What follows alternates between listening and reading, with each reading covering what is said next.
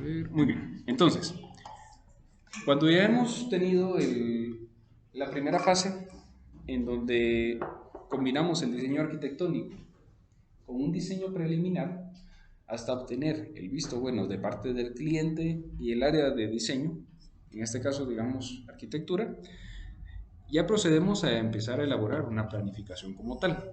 ¿Sí? Dentro de los requisitos generales tenemos pues estos que se enlistan como mínimo generalmente, eh, dependiendo del cliente o la entidad o la institución, pueden llegar a aumentarse. ¿Sí? La ventaja es de que en este caso las normas FHA que estamos tomando como una referencia, en su mayoría están enfocadas para viviendas de mampostería. ¿Sí? No quiere decir de que si yo estoy trabajando, no, mire, fíjese que no es una vivienda, sino que es un edificio, no quiere decir de que no se cumplan estos estándares. Estos son bastante generales para cualquier tipo de estructura y también pudiendo ser de concreto o de acero, pudiera ser. Pero está enfocada en mampostería. Por eso es de que la tomamos en el curso. Entonces, vamos a ver. Dentro de los requisitos generales de aceptabilidad, tenemos, muy bien, varios puntos que debemos de tomar en cuenta. Muchos de ellos es muy probable que ya se hayan tomado a nivel de diseño arquitectónico, como por ejemplo lo que corresponde a los accesos. ¿Sí? También, bueno, está de más, pero es muy poco probable que alguien adquiera una propiedad que esté completamente incomunicada, es decir, sin algún tipo de acceso. Casi todas las propiedades pues deberían de tener alguna ruta de acceso o alguna vía, ¿verdad? Para acceder a ella. Entonces es poco probable eh, que dentro de ellas no estén. Lo que sí debemos de revisar es de que sea un acceso o público o que esta persona o el cliente pues tenga su derecho a transitar por dicha ruta, ¿verdad? Entonces aquí vamos viendo que como estamos tomando las normas FHA, estas claramente van a estar enfocadas al mismo documento que nosotros vamos viendo. Porque de igual manera pues está enlazado. En esta parte me enfoco en el inciso B directamente. Tenemos entidades o instituciones estatales y también lo que dicta el Código Civil. A ver, desde que nosotros ya somos ingenieros civiles, pues obviamente nuestro sello, cuando timbramos algún documento o algún plano, ya se vuelve un carácter legal. ¿Sí? Quiere decir de que ustedes están asumiendo completamente la responsabilidad sobre ese documento elaborado. Plano, documento, Word, PDF, etcétera, etcétera. Mientras nosotros lo estemos firmando, ya adquirimos esa responsabilidad. Entonces, es como si yo tengo, por ejemplo, mi licencia para conducir, claramente yo ya he estudiado y leído el reglamento de tránsito. ¿Sí? Yo lo conozco. Pues en nuestro caso, la normativa que deberíamos de aplicar son las normativas que estén enfocadas en construcción y aquellas que pudieran llegar a requerir. Si yo estoy tramitando alguna construcción dentro del límite o del área de alguna municipalidad, los requisitos que esa misma municipalidad tenga para tramitar la licencia de construcción, ¿verdad? Que muchas veces están enfocados o son los mismos. Algunos cambian de nombre, pero van siendo los mismos, ¿sí?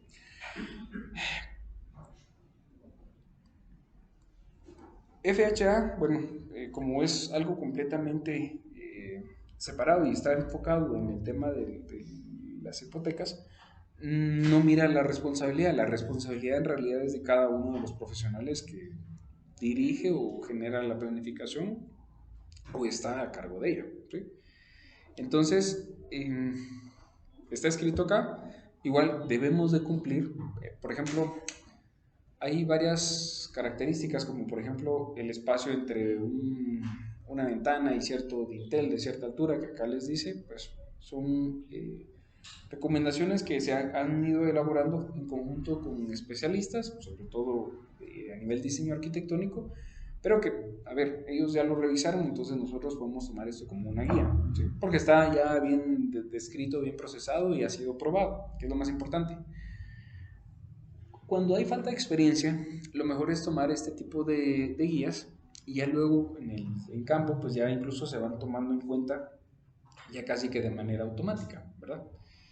Cuando también hablamos de normas, ahí sí que cuando diseñamos una estructura de mampostería, dentro de las que aplican serían las normas estructurales, nosotros deberíamos de estar cumpliendo como mínimo con las normativas de GIES, ¿sí? Entonces ya con ello empezamos, se van desglosando entre otras normas. Hablamos de diseño estructural, vamos a tener a GIES, ¿sí? Dentro de ello, incluso muchas veces se hace referencia a ASC. ¿Qué significa ASC?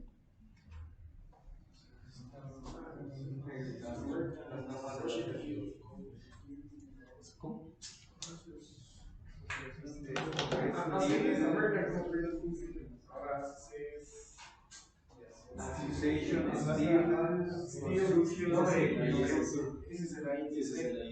American Society of Civil Engineers. ¿Sí?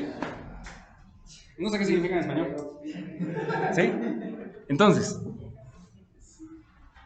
sucede que más o menos las normas ASC es algo así como un equivalente a GIES. A ver, y ojo por favor, y qué bueno que ustedes el día de hoy están en clase, porque precisamente hace 2 semanas han actualizado las normas y ustedes ya pueden encontrar la versión de la normativa ASC 7-22, que es decir, la más actual. ¿Sí? Es lo más reciente. Aunque estemos en el año 2023, ahorita las ASC del 22 son las que están vigentes. Entonces estas prácticamente votan para las que venían por detrás, 16, 2009, etcétera, etcétera. ¿Sí? Tienen información ustedes recién salida del horno. Y ACI, obviamente, debe de entrar, bueno, directamente. Vamos a hablar de las 31819. ¿Sí? Igual hay que estar pendientes cuando tengamos actualizaciones en ella, porque precisamente la mampostería lleva muchos elementos que van siendo fundidos, ¿sí? Así como las características que hemos hablado, de respetar mis recubrimientos, mis dobleces, las varillas recomendadas si es una columna que va a funcionar como columna, etcétera, etcétera, ¿verdad? Entonces ya por ahí se va generando el diferente tipo de normativa para aplicarla a mampostería. Entonces, yo por ello, pues les digo, no solamente quédense con los 3 incisos que están acá, sino que también una buena parte de ello, pues va a ser a GIES, ¿verdad? Directamente nos vamos a estar enfocando, que de hecho necesito las traigan para, aquí está, la 7.4. Voy a necesitar que la tengamos lista para el próximo lunes, ¿sí? AGIES NSE 7.4, diseño de mampostería reforzada. Una buena parte de esta norma fue elaborada en conjunto y por o con el visto bueno del doctor. Entonces, la ventaja es de que una buena parte de ese manual que antes estaba de forma preliminar, aquí se aplica ya como norma. A ver, la CONRED, acá en Guatemala, ¿qué significa CONRED?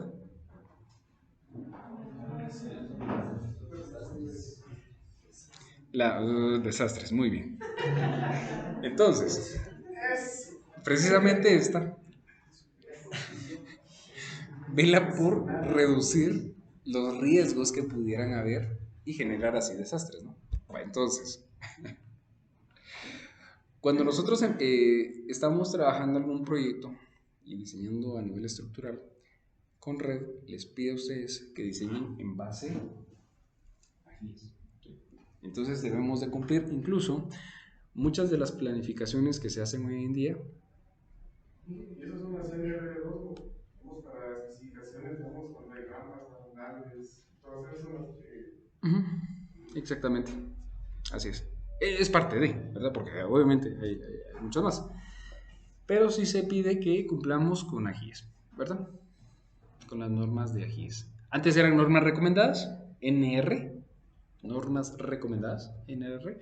Ahora son NS, normas de seguridad. Entonces, y también yo les digo, no solo porque el requisito me pide que cumpla con las normas, ustedes háganlo, sino que háganlo para ustedes estar tranquilos, ¿verdad? Han sido normas que han sido probadas, incluso ahorita con esto del terremoto de Turquía, que recién pasó, de hecho ya estamos trabajando en las nuevas normas que se van a publicar en 2024. Entonces, es parte de que también estemos, obviamente esto y pues pruebas que se han hecho eh, directamente cómo se han aplicado las normas, ver a qué le hacía falta cada norma. Entonces, se trata de ir apoyando a GIES para que a cada cierto periodo de tiempo se puedan actualizar, ¿verdad?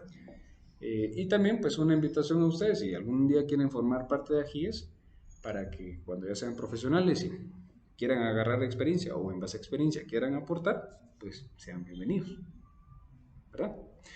Entonces, ya cuando ustedes empiezan a aplicar este tipo de normativa, cubren muchas partes en la cual algunas normas o recomendaciones, así como la que está encerrada, se quedan cortas, ¿sí? Entonces, recomendación, pues cumplamos con las normativas, ¿verdad? Además, al momento de que nosotros cumplimos con normativas, legalmente estas me amparan.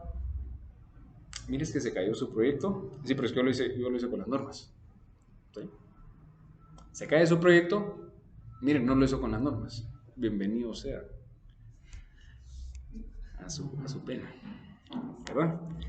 Entonces, lo mejor es poder diseñar y trabajar con ellas, construir con ellas para que estemos amparados en ese aspecto, ¿verdad? Ya hemos visto de cierto, o hemos mencionado que claramente cada proyecto pues debe cumplir. Para empezar,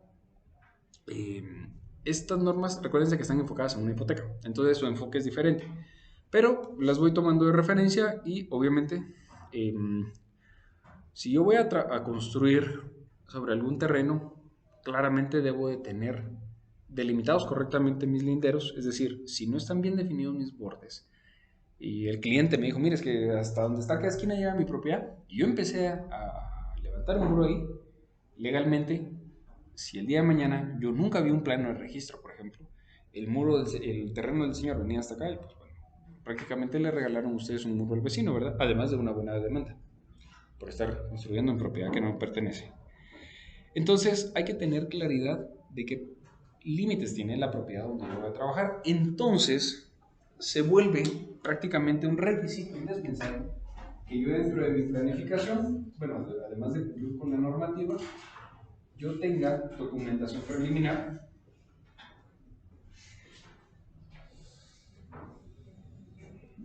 como por ejemplo, digamos un 3.1,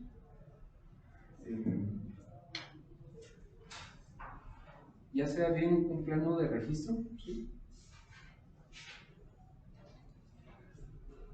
El historial de la propiedad o algún documento legal que me indique que efectivamente la propiedad del dueño llega hasta esa esquina y no hasta acá donde está la mesa.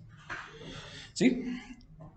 Si yo voy a ser el que va a estar trabajando, digamos, una vivienda, recuerden que esta normativa está enfocada en viviendas, yo debo de tener en cuenta los siguientes factores. Por ejemplo, imagínense que ustedes ya realizaron su diseño, cumplen normas, está correctamente trabajado, hasta hicieron renders y todo, y ya están listos para empezar a levantar sus muros. Pero sucede que, mire, ingeniero o ingeniera, fíjese que les llama el maestro de obras, mire, ya estamos todos listos, ya está aquí el material, pero no tenemos agua, por ejemplo, algo tan básico, o energía eléctrica también. Pues ya saben, si yo estoy desde el punto de vista del constructor, yo debo de proveer las pipas, generadoras, lo que sea. Eso lo han visto ustedes en métodos de construcción. Y si no, y si la propiedad tiene sus propios servicios, pues estos ya deberían de tener su permiso para empezar a hacer uso de ellos, ¿verdad? Es decir, si yo voy a construir una propiedad, debería ya de tener su permiso para conectarse a la red de agua potable. Bueno, normalmente ahí tendría que intervenir una municipalidad, así como también la conexión al drenaje. también con aprobación de la municipalidad. Y energía eléctrica, igual, pues dependiendo de quién sea el proveedor, si una empresa municipal o alguna empresa privada, pues de igual manera, ¿sí? Que si bien es cierto, son servicios directamente que le van a servir a los usuarios de la vivienda, en este caso vivienda, pero a mí también me pueden empezar a funcionar desde el punto de vista constructivo, ¿sí? Si no tengo agua potable o energía eléctrica, se complica mucho construir una vivienda, ¿verdad? Los muchachos necesitan ahí conectar la pulidora o para preparar la mezcla del concreto, necesitamos agua también, ¿verdad? La norma, nuevamente, por estar enfocada a viviendas y por los requisitos que ellos piden a nivel hipotecario, pide que cumpla con ciertas características de acceso. De manera general, yo les digo que con que cumplan el acceso, pues estamos bien, ¿verdad? Pero si se van a guiar a ustedes o digamos que el cliente va a tramitar su vivienda con las normas FHA, deben de cumplir con estas características, como por ejemplo que la pendiente máxima del acceso a la vivienda no supere el 10%. Son temas que directamente los agarra esta entidad porque como es una propiedad que va a hipotecarse, todas deben de estar entre cierto rango, ¿verdad? Ya saben ustedes que si en algún caso yo no logro cumplir el pago de esa hipoteca, pues están en todo el derecho de retirarla, ¿verdad? Entonces debe cumplir con ciertas características y por lo tanto tiene que ser también vendible para ellos después, ¿verdad? Así es. Entonces accesos pues solo se los dejo de referencia, nuestros proyectos deberían de cumplir con un acceso como tal.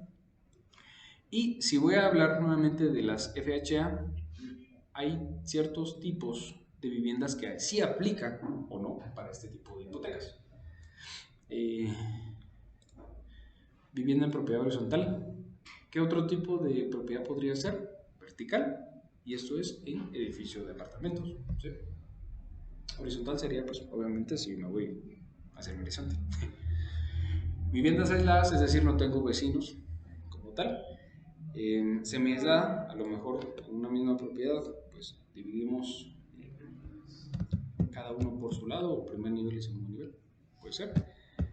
Vivienda en hilera, ahí sí, las que están en esos residenciales, sobre todo pues, en áreas urbanas bastante concurridas.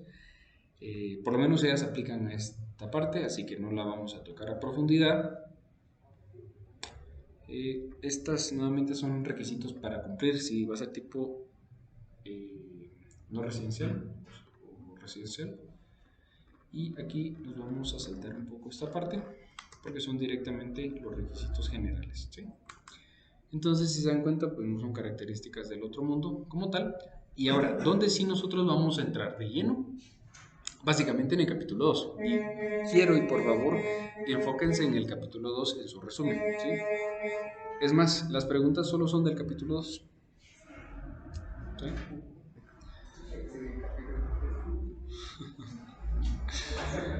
Bueno, pero dentro de ellos debemos de cumplir con ciertas características. A ver, si yo voy a aplicar para FHA, yo debo cumplir con lo que me muestra la página número 37. ¿Sí?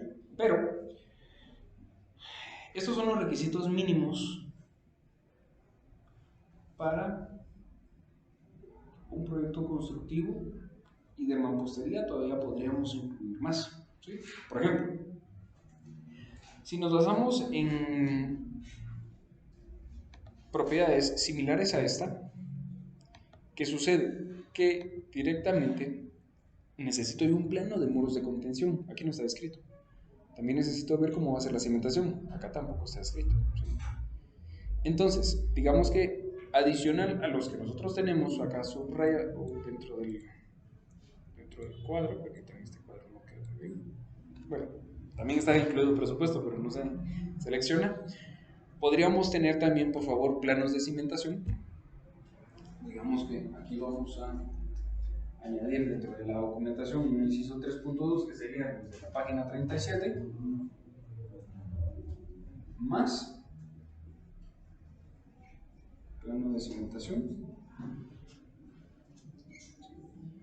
planos de cimientos, planos de instalaciones que sí está escrito ahí, pero bueno, espero que se entiende, pero esto incluye instalaciones sanitarias, el drenaje, ¿sí? agua potable, drenaje. También vamos a tener instalaciones eléctricas, instalaciones especiales. Por ellas me refiero a cámaras, internet, cualquier tipo de instalación que sea requerida. Arquitectura, digamos que eso normalmente sale de esta parte. ¿Sí? No habemos arquitectos, entonces al César lo que es del César. Y lo que sí vamos a necesitar de parte del cliente es esta primera parte, que es un plano de localización, el de registro. Ya nosotros podemos elaborar el de localización y emplazamiento, si en algún caso hubiera que pues, extraer de alguna parte la propiedad.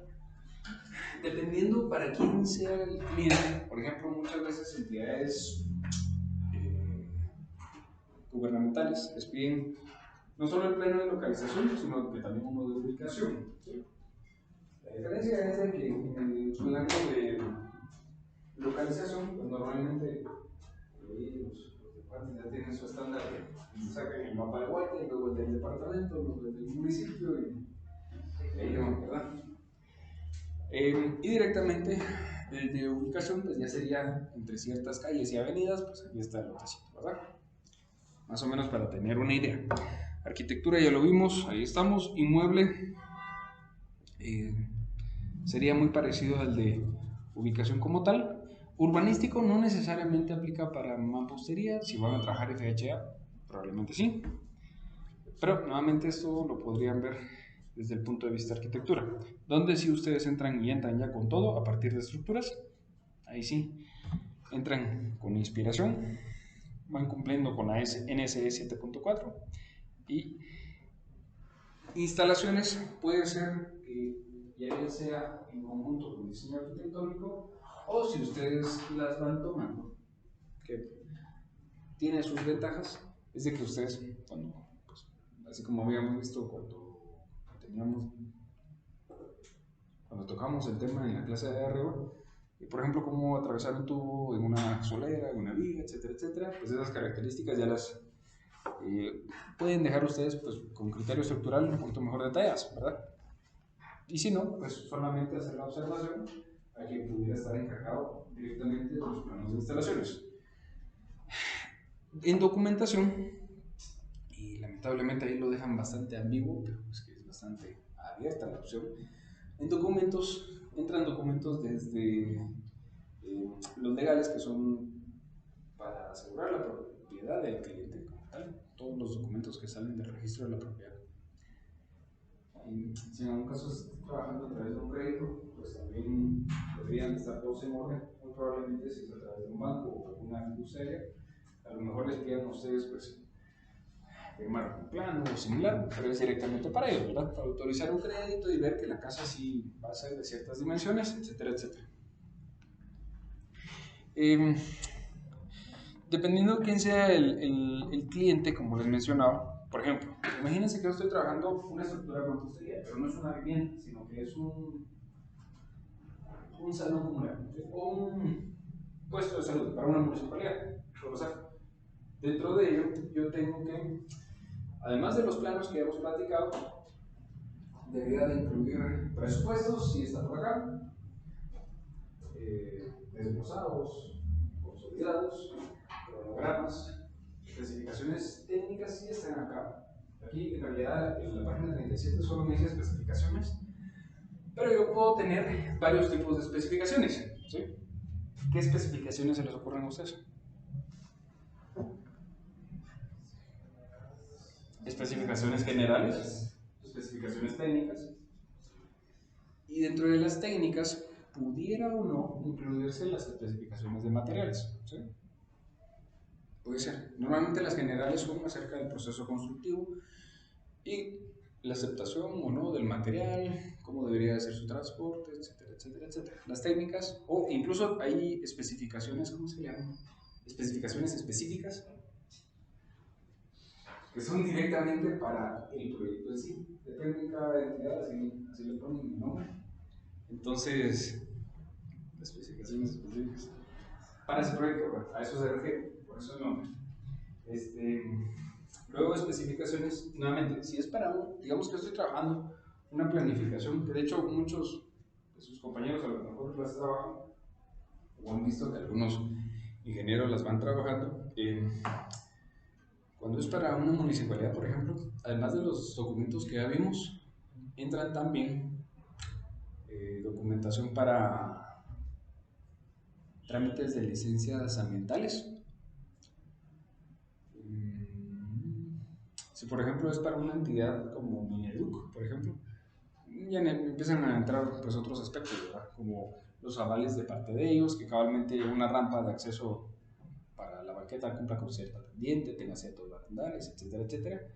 Ahí entra también esa parte. Si es para un puesto de salud, depende de quién sea la autoridad de ese puesto de salud, ¿sí? Si es algún hospital distrital, por ejemplo, pues normalmente ellos, bueno, en realidad casi todos se van basando a ciertas directrices que tiene el Ministerio de Salud para construcción de puestos de salud. Entonces, va a depender mucho nuevamente de quién sea el cliente o quién vaya a recibir la planificación, porque hay que enfocar, obviamente, mis planos y mis documentos para ese tipo de entidades, ¿verdad? Si es una propiedad privada, pues claramente habría que revisar si estoy trabajando, construyendo dentro de algún residencial o condominio, por ejemplo. Muchos ahora tienen reglamentos internos. Por ejemplo, si estamos hablando de ¿qué les diría? Un Shella Gardens, por ejemplo. Mire, aquí está ¿cómo se llama? Su normativa. Entonces usted tiene que cumplir con ciertos parámetros, como por ejemplo, mi fachada tiene que ser arquitectónicamente de estilo colonial, techo de teja, dimensiones de portones mínimas de tanto por tanto, etcétera, etcétera, ¿verdad? Entonces ahí van habiendo varias características y documentación que yo tengo que presentar o trabajar en base a cómo va a ir mi cliente, ¿sí? Entonces es por ello que depende mucho quién vaya a ser el cliente al final. Obviamente FHA nos da una guía, pero claramente ustedes están preparados para poder trabajarle a cualquier tipo de cliente, no solamente a FHA, por ejemplo. Por eso es de que las voy mencionando, ¿sí? Y aquí, por ejemplo, les dan algunos parámetros de tamaños de planos, creo que está de más, pero yo tuve compañeros que cuando salimos de no sabían. Bueno, no sabíamos presentar planos, por ejemplo. Bueno, pues entonces, ¿qué había que hacer? De primero, hay que buscar quién es el cliente al final, porque, por ejemplo, muchas entidades gubernativas piden en realidad todos sus planos en tamaño A1, por ejemplo. Es un plano relativamente grande. Lo que vamos a hacer casi que ya no se trabaja, son muy grandes. Tal vez solo si trabajar algún proyecto de carreteras pudiera ser.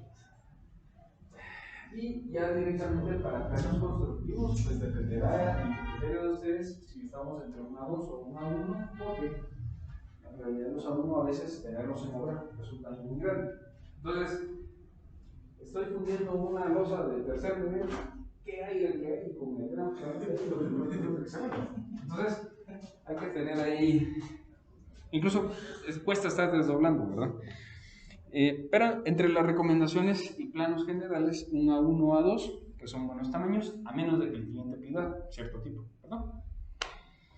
Pero por aquello de que alguien no conociera cuál es el A1 o un A2, a lo mejor no todos acá, bueno, claramente no todos acá somos dibujantes, por ejemplo, pero los dibujantes pues tienen ahí una ventaja que a lo mejor ya conocen un poquito de planos, ¿verdad? Si es para FHA, en algunos puntos les piden ciertas escalas. Dependiendo del tipo de plano que sea, así va a ser. Por ejemplo, las escalas, así como planos de localización, ¿sí? O de ubicación. Miren, yo les digo, en resumen, que la escala, primero, sea de las escalas generales, no se van a inventar una escala 1, 343, tampoco, o sea, qué complicado estar escaleándolo así. Deberían de ser las escalas que... ¿Ustedes recibieron algún curso de dibujo, ¿no? Dibujo técnico, dibujo asistido o algo así? ¿Sí? Las que aparecen en un escalímetro. Exactamente.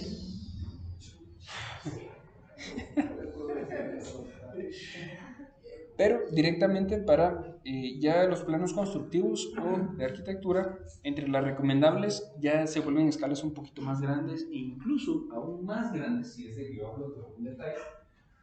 Escala 50, 1.75, 1.100, estamos bastante bien. Pero si yo hablo de que voy a detallar un panel, alguna soplera o un otro elemento, pues una escala 1.20, 1.25 puede ir bastante mejor porque ya amplía pues, un poquito más dentro del plano, ¿verdad? No hay algún requisito directamente, por ejemplo, para un cajetín. Ustedes son libres de hacer su cajetín. Claramente solo hay que respetar, pues obviamente, la información básica, nombre, propietario, ubicación, fecha. Yo les recomiendo que coloquen revisión, porque en campo se hizo algún ajuste. Mire, fíjense que usted dejó 10 metros, pero aquí, desde esta pared hasta esta, yo solo tengo 9.95, bueno, igual hay que dejarlo entrar. Todo ese tipo de detalles. Si estoy hablando de alguna planta, ubicar mi norte, pero igual son cosas que yo sé que ustedes ya vieron en algún curso de dibujo, ¿verdad? Etcétera, etcétera. Aquí sí, ya en planos de estructuras ya empiezan a entrar, por ejemplo, mis planos de cimentación, planos de columnas, entrepisos, vigas, y yo les recomendaría que incluso acá, pues detallaran algo que se sale un poquito, que muchas veces lo dejan como detalles constructivos, son directamente detalles como los gradas. Casi siempre vamos a trabajar proyectos de más de un nivel, entonces casi siempre va a haber necesidad de ubicar gradas. Muchas veces o agarran un detalle típico porque el dibujante lo tenía ahí, pero en este curso vamos a aprender a diseñar gradas también. ¿Sí? Las gradas, por normativa, generalmente son las que más carga viva tienen. ¿Por qué? A la gente le encanta estar en gradas. Subiendo y bajando. ¿Por qué? ¿Qué se supone? Porque, bueno, yo pienso que en una casa. Más adelante. Por ejemplo, en una vivienda de mampostería casi siempre como hay tres zonas, ¿verdad? La social, la de servicio y la privada. Entonces, casi siempre en el segundo nivel es la privada. Entonces, puro tubo, el usuario va a tener que subir. O sea, como que va a ser el elemento estructural más utilizado. Una carga en una vivienda de mampostería. Porque, o sea, a puro tubo hay que subir, como que sea como para bajar ropa, yo qué sé. Entonces, y esa carga, sí, es la que más sufre sobrecarga, ¿no? Porque a veces suben camas, sofás, suben cosas, y hay un montón más, entonces. No todas las casas tienen un ascensor. Entonces, vamos a dejar escuchar cuando. Bueno, en una escalera tiene más probabilidad de ocurrencia de personas que, por otra parte, por eso en el aljibe, si no estoy mal, da una carga arriba de 500 kilogramos. Y aparte que es un elemento bastante pequeño, se podría decir, donde a la hora de ocurrir algún siniestro o alguna cuestión, las escaleras ya están así como que planeadas para que puedan manejar todas las personas, ¿verdad? Excelente. Ambos tienen razón, pero especialmente la carga tan elevada, o sea, por eso. Sucede que, a pesar de que cabalmente todos los días se van a utilizar las gradas, es un punto común donde coincidimos ante alguna salida de emergencia, ¿verdad? Cualquier siniestro, cualquier sismo, lo primero que hacemos pues, es ubicar obviamente las gradas. Y es muy probable, si todos tenemos, digamos, si es una familia y todos los de la familia tenemos el mismo tiempo de reacción, es muy probable que cuando sentamos el primer calo, los que se despierten, pues, al mismo tiempo coincidamos en las gradas. Bueno, asumiendo que todas las puertas igual están distribuidas a la misma distancia, ¿no? Pero es muy probable que en las gradas haya un incremento, además de que todos van corriendo, porque algunos algo adormecidos. Pero sí, esas cargas que se llegan a concentrar en gradas deberían de estar. Entonces, las gradas, por lo que recién hablamos, se vuelve parte bien importante de una estructura. ¿Sí? Incluso podemos decir que sería algo así como casi tan importante como una columna columna vertebral, ¿sí? Conecta las dos partes, nivel inferior y superior, y ante algún evento no pueden fallar las gradas. Si fallaran mis gradas, y está temblando, ¿cómo bajo? Exactamente. Bueno, entonces, nuevamente este tipo de detalles o anclajes a otra estructura son bastante importantes y por lo mismo yo debería de tomarlos en cuenta en algún plano específico de detalles constructivos, ¿sí?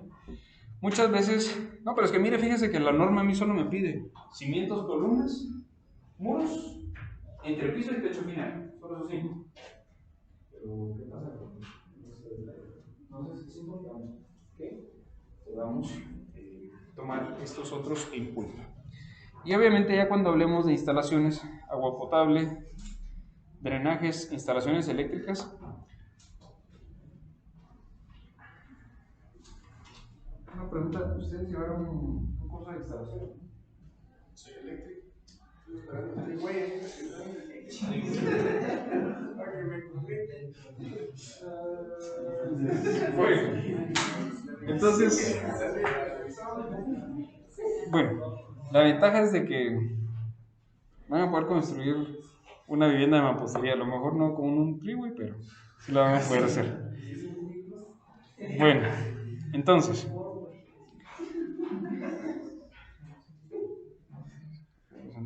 muy bien, aquí vamos a tener algunos otros puntos que son importantes, que obviamente cada uno de ustedes vean, pero confío yo que lo van a revisar en el resumen que van a realizar, por supuesto.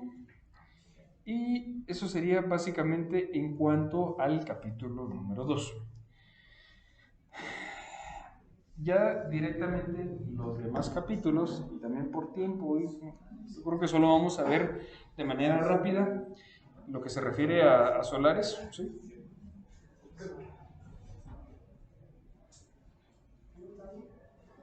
Aunque esto viene a ser, vamos a ver,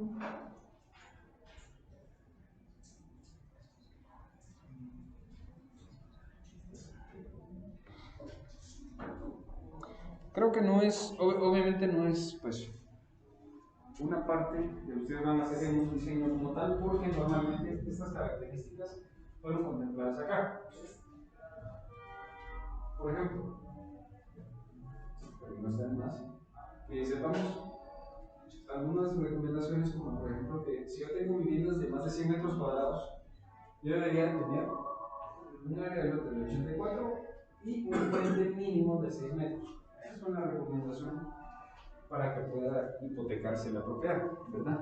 Pero también, obviamente, tiene sus... está basado en algo que sea funcional también, ¿verdad? Mire, fíjese que tengo un lote de 4 metros de frente.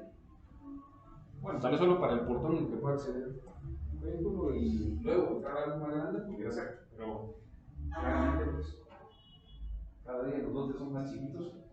Entonces, hay que ver hasta dónde podemos llegar, funcionalmente hablando.